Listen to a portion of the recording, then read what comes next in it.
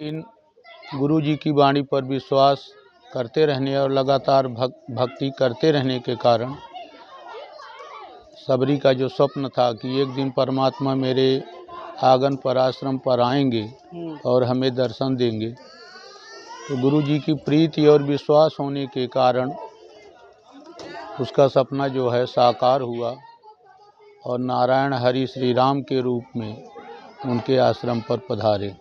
Sir, सबरी थी कौन, किस जाति की थी? सबरी जो है एक सावर जाति की थी, जिसे हम लोग भीलनी के नाम से, भील एक विशेष जो जनजातियां हैं, उन जनजातियों में एक जो है सवर नाम का एक प्रांत था, जो वहाँ का राजा हुआ करता था। उनकी पुत्री थी, नाम उनका सबरी नहीं था। सवर के कारण, उनके पिता के सवर नाम होने के कारण लोग उन्हें सबरी नाम से जानते थे, नाम कुछ और था। असल में सबरी पूर्व जन्म में एक रानी थी और इस तरह की जो है परिवार में उसका विवाह हुआ था। जो चक्रवर्ती सम्राट थे, प्रायः माघ के महीने पर सबरी जो है रानी रूप में जब थी तो प्रयागराज जो है एक महीने स्नान करने के लिए आया करती थी। लेकिन राजा का जो है ऐसा विचित्र आदेश कि ना तो वो अपने पर्दे से बाहर निकल पाती थी, सिर्फ कानों से ही वो आवाज़ सुना करती थी, प्रभु नाम संकीर्तन, और मन ही मन सोचा करती थी कि बाहर मेरी भाग्य जो मुझे रानी बना दी।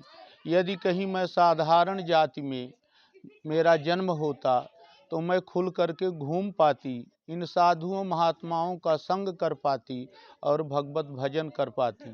अभाग बस मैं रानी बन गई, जो चारों तरफ से इस कैद में, पर्दे रूपी कैद पर मैं बंद हूँ। हे प्रभु, मेरे ऊपर कृपा करो, जब कभी मेरा जन्म हो अगली योनि में तो मुझे खूब सत्संग मिले, महात्माओं साधुओं संतों का सत्संग मिले और मैं खुल करके भगवान की भक्ति कर सकूं। ऐसी कृपा हुई नारायण की कि अगला जन्म उसका सवर राजा के यहाँ पुत्री रूप में होता है। आज सबरी का विवाह था। जब सबरी अपनी सहेलियों के साथ रात्रि में, मध्य रात्रि में बाहर निकलती है तो अपनी सहेली से पूछती है कि ये इतने जो है जानवर, पशु क्यों बंधे हुए हैं। उनकी वह दासी बताती है कि कल तुम्हारी बारात आने वाली है, उसके भोजन के लिए सारे पशु काटे जाएंगे और सुंदर सुंदर पकवान और भोजन बनेगा। वो सोचती है, ओहो, ऐसा विवाह किस काम का, यदि मेरा विवाह ना हो तो ये प्राणियों का, जानवरों का जीवन बच जाएगा। ऐसा मन में विचार कर बंधे हुए सभी जानवरों को वह खोल देती है और स्वयं 2 बजे रात निकल जाती है। अब जाए कहाँ कोई पता निश्चित नहीं था। चलते चलते एक बियाबान जंगल में पहुंचती है। पेड़ के नीचे छिप करके वो रात्रि गुजारा करती है। 2 दिन 4 दिन तक वहाँ रहती है। कंदमूल फल इत्यादि खा खा करके अपना गुजर बसर करती है। इसके पश्चात वो ढूंढने लगती है कि कहीं कोई आश्रम मिल जाए, क्योंकि जाति की लोग उस समय अपने यहाँ वर्ण व्यवस्था में छुआछूत का बहुत बड़ा प्रचलन था। इसलिए वो सोची कि यदि किसी आश्रम में हम घुस जाएंगे, साधु संत हमें भगा देंगे। एक आश्रम दिखा, मतंग ऋषि का आश्रम। वह जाकर चोरी छिपे उस आश्रम के रास्तों को जो है साफ कर देती झाड़ू से। फिर कुछ दिन बाद वो लकड़ी ला करके रखने लगी। एक दिन मतंग ऋषि ने अपने शिष्यों से कहा कि कौन भक्त आया है जो इन गलियों को बुहार जाता है, लकड़ी भी जो है हवन के लिए रख जाता है, पता लगाओ। सब शिष्य छिप गए। अचानक अर्धरात्रि के समय वही सबरी लकड़ी लेकर आई। सभी शिष्यों ने उसको पकड़ लिया। वो बहुत डर गई और कि ये लोग मारेंगे। पकड़ कर ले गए मतंग ऋषि के पास। मतंग ऋषि से अपना सब परिचय बताया। मतंग ऋषि ने कहा, बेटा, तुम्हें डरने की कोई बात नहीं है, तुम मेरे आश्रम में रहो, जो बन सके वो सेवा करो और यहीं पर भोजन इत्यादि जो बने उसका प्रसाद ग्रहण करो। गुरुजी ने उन्हें दीक्षा दे दी और सत्संग में जोड़ा। तब से चलते चलते सबरी अधिष्ठात्री बन गई उस आश्रम की। जब मतंग ऋषि के जाने का समय हुआ तब सबरी ने कहा, गुरुजी, आप तो प्रस्थान कर रहे हैं, मैं क्या करूँगी? आपके जाने के बाद मेरा यहाँ रखवाला कौन होगा? और हमारी तपस्या भी सिद्ध नहीं हुई। मतंग ऋषि ने कहा कि बेटा तुम रुको, अब हमारे जाने का समय तो हो गया है, लेकिन मैं देख रहा हूँ, क्योंकि मतंग ऋषि त्रिकालदर्शी थे, उन्होंने ध्यान लगा कर देखा कि श्रीहरि त्रेता में राम रूप में अवतरित होंगे और उन्हें वनवास मिलेगा माता पिता द्वारा, तो वन की यात्रा करते हुए और वो एक ना एक दिन तुम्हारे यहाँ आएंगे। रामचरितमानस हिंदुओं का एक प्रसिद्ध काव्य है, उससे अच्छा, उससे मनोहर और उससे सरल कोई भी ग्रंथ नहीं मिला।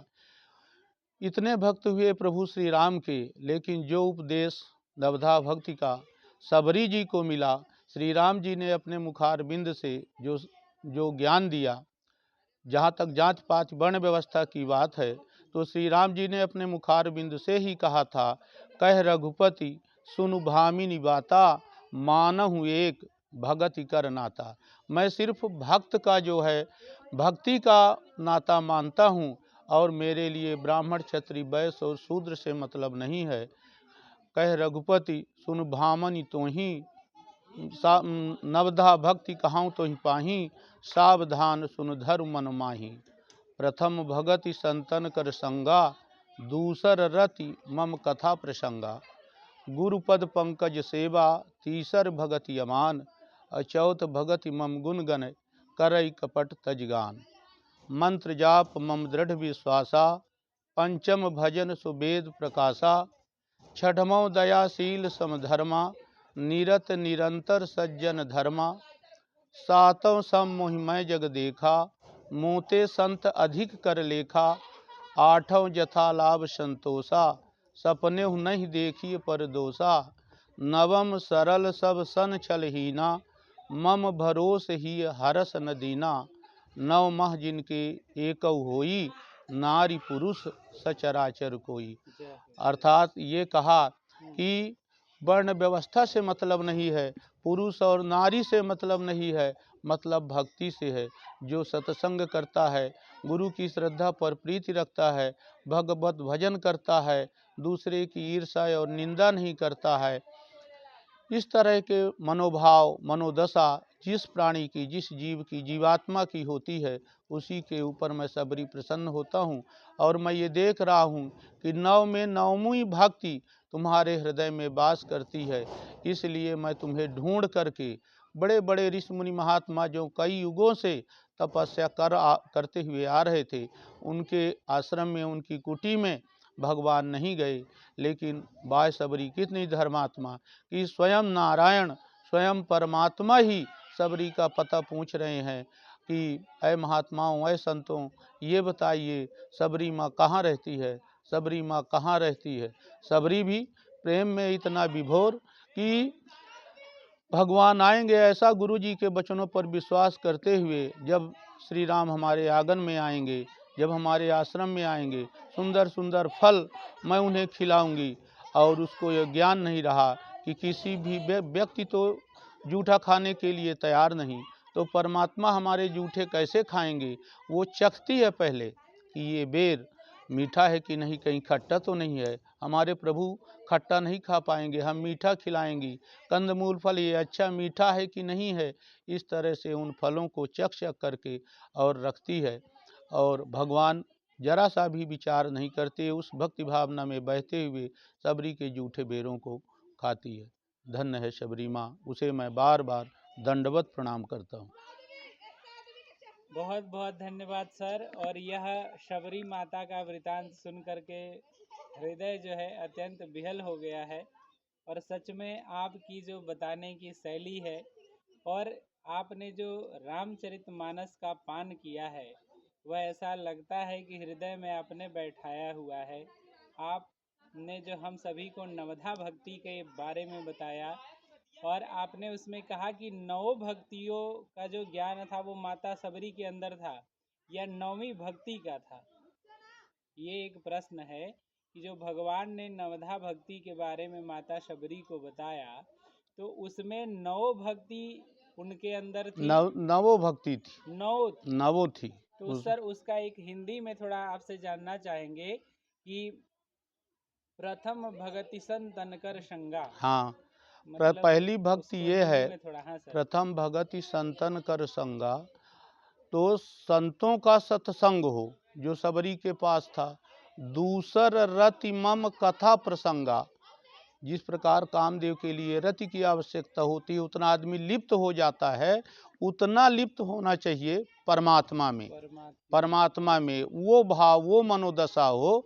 तो दूसरी भक्ति भी थी, गुरुपद पंकज सेवा तीसर भगति अमान। देखिए, जब हम कहीं अग्रसर होते हैं, कहीं हमारा नाम होता है, जब हम किसी क्षेत्र में आगे बढ़ते हैं तो अहंकार का प्रादुर्भाव आगे हो जाता है। हम बहुत सुंदर हैं, सुंदर का ही अहंकार हो गया।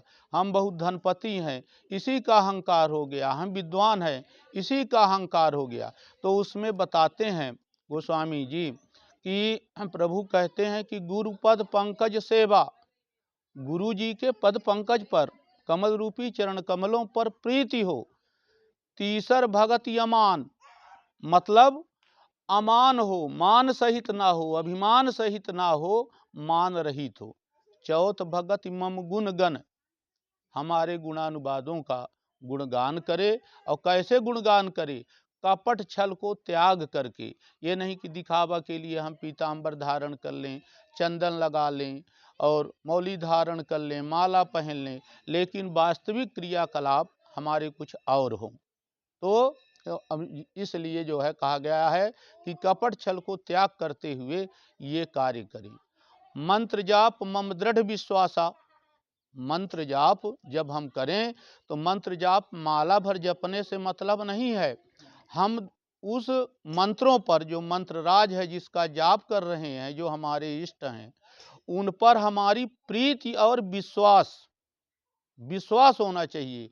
यदि हम भगवान का नाम लेंगे तो ये हमारी जो है सद्गति, इस आत्मा का, इस जीव का कल्याण जरूर होगा। ऐसी अटल श्रद्धा और विश्वास भी हो अपने मन में। तो चूंकि सबरी जो है गुरु जी के वचनों को लेकर कायम रह गई, लेकिन उसे अटल विश्वास था। ये राम राम राम राम हम यदि कहते रहेंगे तो निश्चित है, क्योंकि हमारे गुरु जी ने ऐसा कहा है, तो निश्चित हमें परमात्मा के दर्शन होंगे। तो मंत्र जाप मम दृढ़ विश्वासा, पंचम भजन सुवेद प्रकाशा। छठमो दया शील, छठमो दया शील समधर्मा, और निरत निरंतर सज्जन धर्मा। सज्जन के जो आदर्श हैं, जो गुण हैं, किसी को हम किसी की गरीबी को देखते हैं, दरिद्रता को देखते हैं, उसके कष्ट को देखते हैं, तो हम दयाद्र हो जाएं, दया का भाव प्रवाहित हो जाए। जितना हम सक्षम हो हम उसका सहयोग करें। जो एक सज्जन के आदर्श गुण है वो होना चाहिए। सातों सम मोहिमय जग देखा, मोते संत अधिक कर लेखा। सतमा ये है, सतमी भक्ति जो है कठिन है, कि पूरा संसार यदि पुरुष है तो राम रूप में है, और यदि महिला है तो सीता रूप में है। सिय राम मैं सब जग जानी, करऊ प्रणाम जोर युग पानी। ये भाव हमारे हृदय में होना चाहिए। यदि हमसे सयाने हैं तो हमारे पिता तुल्य हैं। यदि जो है औरत सयानी है तो माँ रूप में है, भाई है, बहन है, माने ये सब राम रूप और सीता रूप में पूरा संसार हमको दिखना चाहिए। इस प्रकार का भाव हमारे हृदय में जब उत्पन्न हो जाए तो ये मानना चाहिए कि सातवीं भक्ति का प्रादुर्भाव, अंकुरण जो है हमारे हृदय में हो गया है। आठों जथा लाभ संतोषा, 2 पैसे मिल रहे हैं, 4 पैसे मिल रहे हैं, आज भोजन मिला, आज नहीं मिला, जितना भी मिल जाए उतने में ही हम संतोष मान लें, ये भी एक प्रकार की भक्ति ही है। सपने नहीं देखी पर दोषा, दूसरा कैसा जा रहा है, उसके क्या क्रियाकलाप हैं, वो चोरी करता है कि डकैती करता है कि भगवत भजन करता है, दूसरे से मतलब नहीं है, हम अपने आप पर कायम रखें। ये 8वीं भक्ति है। और नवम सरल सब सन छलहीना, मम भरोसे ही हरस न दीना। जो है इतना सरल बन जाएं, ये जितना सरल श्रीमद् भागवत में जड़ भरत जी बन गए थे, इतना सरल कि कोई गाली भी दे रहा है जो है तो भी हमारे लिए वही बात है, और कोई हमारी प्रशंसा भी कर रहा है तो भी है। ये मानव के ये साधारण भक्ति नहीं है, हम उसको नहीं बर्दाश्त कर पाएंगे, क्योंकि क्रोध से भरा हुआ ये शरीर, हम गर्म हो जाएंगे, हम उससे लड़ने लगेंगे। क्यों तुम बोल दिए, तुम्हारी निंदा क्यों कर दिया, हम पर टिप्पणी क्यों किए। ये बहुत ऊंचे का भाव है कि इतना सरल हम हो जाएं कि हमारे लिए निंदा भी और प्रशंसा भी दोनों समान हो जाएं, तो ये मान लिया जाए कि नवमी भक्ति हमारे हृदय में हो गई। और भगवान ने ये कहा कि कोई पुरुष प्रधान कार्य नहीं है, कोई महिला प्रधान कार्य नहीं है। नौ मह जिनके एकौ होई, एक भी जिनके है, नौ की आवश्यकता नहीं है। और नारी पुरुष सचराचर कोई, चाहे वो नारी के आ जाए तो नारी महान है और पुरुष के आ जाए तो पुरुष महान है। वो दोनों वंदनीय, दोनों आदरणीय हो जाते हैं, जिनमें नौ में से एक की भी भक्ति हो जाती है। सियावर रामचंद्र की जय। जय जय श्री राम। तो बड़ा ही आनंद आया सर, और आपसे नवदा भक्ति सुन करके मन एकदम प्रफुल्लित हो गया है। तो इसी क्रम में जो है बहुत बहुत हृदय से आभार, धन्यवाद। अभिनंदन आपका है।